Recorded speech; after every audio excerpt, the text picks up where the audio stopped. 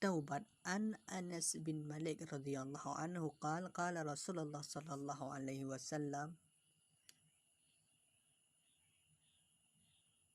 Allahu ashaddu farahan bitawbati amdin hina yatubu ilaihi min ahadikum kana ala rahilatihi bi ardin falatin famfalatat minhu wa 'alaiha ta'amuhu wa syarabuhu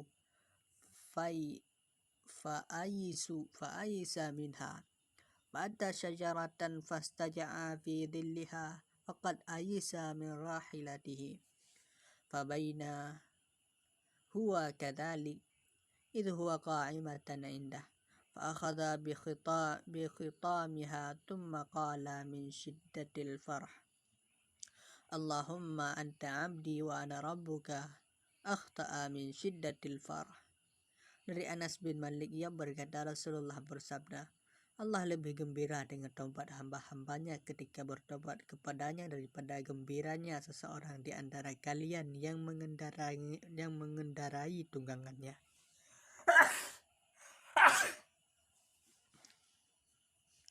di daratan yang lapang, lalu ia kehilangan tunggangannya itu, sementara makanan dan minumannya bersama tunggangannya itu, sehingga ia berputus asa. Lalu ia menghampiri sebuah pohon, kemudian berteduh dengan bayangannya.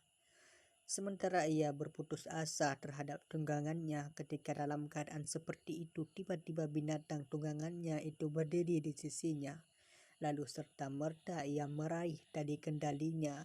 Karena sangat gembiranya, ia berkata, Ya Allah, engkau hambaku dan aku Rabbmu. Ia salah berkata karena sangat gembira. Hadis riwayat muttafaqun alaih. Allah berfirman, dan bertobatlah kepada Allah, hai orang-orang yang beriman, supaya kamu beruntung. An-Nur 31. Dalam ayat lain disebutkan, hai orang-orang yang beriman, bertobatlah kepada Allah dengan taubat yang semurni-murninya. At-Tahrim 8. Asal makna taubat menurut etimologi adalah kembali. Taba, saba, aba. Artinya raja'a, kembali. Yang dimaksud dengan taubat di sini adalah kembali dari dosa. Pendapat lain tentang taubat adalah merubah aktivitas tercela dengan aktivitas terpuji. Para ulama telah mengemukakan ungkapan berbeda tentang taubat nasuha, namun intinya sama. Umar bin Khattab dan Ubay bin Ka'ab menyebutkan taubat nasuha adalah bertaubat dari dosa, kemudian tidak kembali lagi melakukannya, sebagaimana air susu yang tidak kembali ke asalnya. Hasan al-Basri berkata, taubat nasuha adalah di mana seorang hamba menyesali yang telah lalu dan bertekad tidak mengulanginya lagi. Al-Kalbi berkata, taubat nasuha adalah memohon ampunan dengan lisan, menyesali dengan hati, dan menahan dengan tubuh. Ada kalanya memohon ampunan, istighfar disebutkan tersendiri, dan ada kalanya disertai dengan taubat. Jika disebutkan tersendiri berarti mencakup taubat dan istighfar memohon ampunan. Karena taubat mencakup istighfar dan istighfar mencakup taubat. Masing-masing termasuk satu kategori. Allah berfirman, maka aku katakan kepada mereka, mohonlah ampunan kepada Rabbmu, sesungguhnya Dia Maha Pengampun. Niscaya Dia akan mengirimkan hujan kepadamu yang dengan lebat. Nuh 110 dan 11. Istighfar di sini mencakup taubat dan memohon ampunan dari Allah. Karena hal itu dapat menghapus dosa dan menghilangkan bekasnya, serta memelihara dari keburukannya.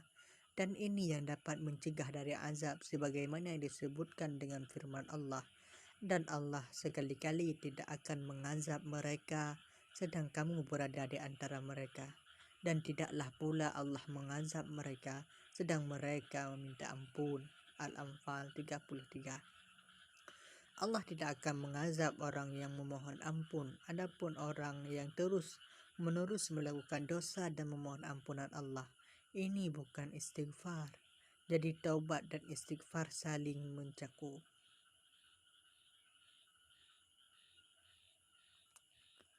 Ketika kedua kalimat ini disebutkan bersamaan, maka yang dimaksud dengan istighfar adalah memelihara dari keburukan yang telah lalu. Sedangkan taubat adalah kembali dan memohon perlindungan dari keburukan yang dikhawatirkan terjadi kemudian akibat keburukan perbuatan.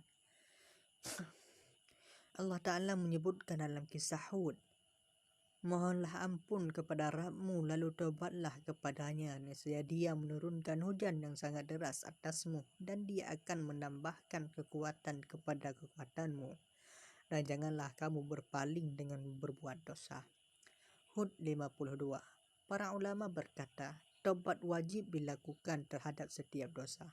Jika dosa itu terjadi di antara hamba dengan Allah yang tidak ada kaitannya dengan hak sesama manusia, maka harus memenuhi 3 syarat.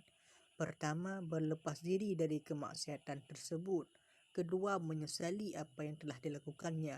Ketiga, bertekad untuk tidak mengulanginya lagi. Jika ada yang tidak terpenuhi, maka taubatnya tidak sah. Jika kemaksiatan itu berkaitan dengan sesama manusia, maka syaratnya ada 4. Yang 3 syarat sebagaimana tersebut ditambah dengan meminta dibebaskan dari hak orang yang bersangkutan. Jika berupa harta atau sejenisnya, maka harus dikembalikan kepada pemiliknya. Jika berupa denda, maka harus ditunaikan atau meminta maafnya. Jika berupa gunjingan, maka minta dihalalkan. Selain harus disertai dengan bertobat dari segala bentuk dosa. Jika hanya bertobat dari sebahagiannya saja, maka taubatnya sah, tapi masih tersisa yang lainnya yang tidak ditaubati. Telah dinyatakan oleh dalil-dalil dari Al-Ka'ab, dari Alkitab, As-Sunnah, dan Ijma' umat terhadap wajibnya bertobat. Taubat termasuk unsur terpenting dasar agama Islam, karena merupakan pondasi pertama para penempuh jalan menuju akhirat. Taubat tidak boleh ditunda-tunda, karena jika ditangguhkan maka penangguhan ini merupakan dosa besar. Allah berfirman, dan bertobatlah kepada Allah hai orang-orang yang beriman, supaya kamu beruntung. 31 An-Nur 31. Dalam ayat lain disebutkan, katakanlah hai hamba-hambaku yang melampaui batas terhadap diri mereka sendiri, janganlah kamu berputus asa dari rahmat Allah. Sesungguhnya Allah mengampuni dosa-dosa semuanya. Sesungguhnya dialah yang maha pengampun lagi maha penyayang. Az-Zumar 53. Dalam hadis di atas terkandung anjuran untuk bertobat. Disebutkan bahwa Allah gembira dan ridha dengan taubat hambanya, sehingga kita dapatkan Rasulullah menganjurkan kita untuk melaksanakannya. Wahai manusia, bertobatlah kalian kepada Allah, karena sesungguhnya aku bertobat 100 kali dalam sehari. Di antara buah taubat yang pertama, bahwa Allah gembira dengan taubat hambanya sebagaimana disebutkan dalam hadis di atas. Yang kedua, bahwa taubat dapat menghapus kesalahan-kesalahan sehingga seseorang yang bertobat seolah tidak memiliki dosa. Allah berfirman, jika mereka berhenti dari kekafirannya, niscaya Allah akan mengampuni mereka tentang dosa-dosa yang mereka yang telah lalu. Al-Anfal 38.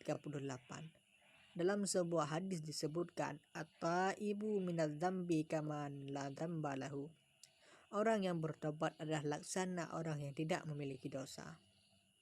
Yang ketiga, bahwa taubat adalah sebab keberuntungan. Allah Ta'ala berfirman, dan bertobatlah kepada Allah, hai orang-orang yang beriman, supaya kamu beruntung.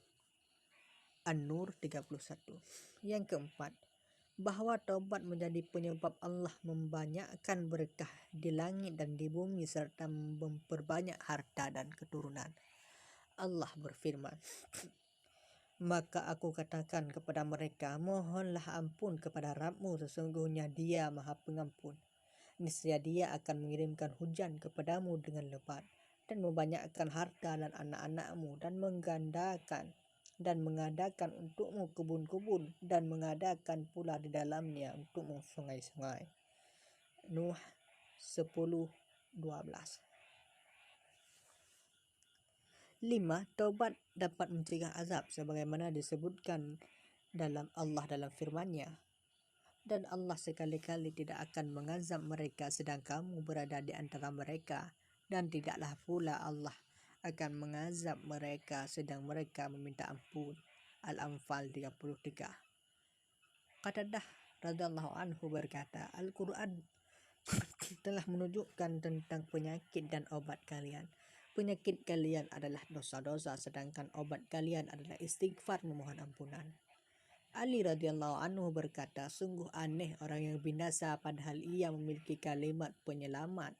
Ditanyakan kepadanya apa itu, ia berkata istighfar.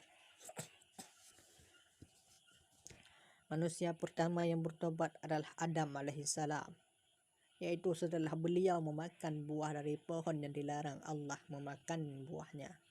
Beliau bertobat, lalu Allah menerima taubatnya. Allah Ta'ala berfirman, kemudian Adam menerima beberapa kalimat dari Rabb-Nya, maka Allah menerima taubatnya. Sesungguhnya Allah Maha Penerima Taubat lagi Maha Penyayang. Al-Baqarah 37.